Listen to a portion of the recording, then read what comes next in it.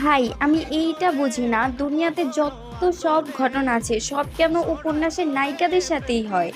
এই যে যেমন ধরো, আমাদের নেতা সাহেব ওরফে রিদ খান, সে রক্তাক্ত অবস্থায় রাস্তায় পড়ে আছে, তাহলে ওই মুহূর্তে কেন মায়ার সাথে দেখা হতে হবে? আমরা কি নাই?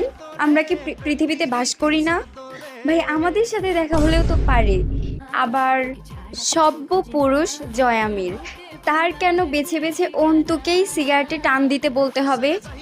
আমাদের কাছে আসতো, আমাদের কাছে এসে বলতো যে বেবি একটা সিগারেটে টান মেরে দাও, আমরা সাথে সাথে টান মেরে দিতাম।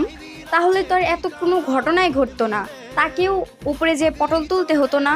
আরেকজন, মানে আমাদের জায়ান বেবস, তারও কেন সদ্গুণের উপরে উষ্টা খেয়ে পড়তে হবে? পৃথিবীতে তো আরো অনেক মেয়ে আছে, যেমন আমরা, আমাদের দেখলেও তো পারে, আমাদের মতো পাঠিকারা, তাদেরকে দেখলেও তো পারে ভাই। তারপরেও সদ্গুণের উপরই কেন উষ্টা খেয়ে পড়তে হবে আমি বুঝি না। ভাই এমন ঘটনা কেন আমাদের সাথে ঘটে না? আমাদের জীবনে একটা আবির ভাই নাই, জয়ামিন নাই, জায়ান কৃতিক নাই, আমির হাওলাদার নাই, রিচার্ড কায়নাত নাই, শুদ্ধ ভাই নাই, ইরফান নেওয়াজ নাই, শুধু নাই আর নাই। এখন আমাদের জীবনে যদি এমন একটা আবির ভাই, জায়ান কৃতিক, শুদ্ধ ভাই, ইরফান নেওয়াজ, রিচার্ড কায়নাত, প্যারিস ইউভান না আসে, তাহলে জ্বলবে আগুন ঘরে ঘরে।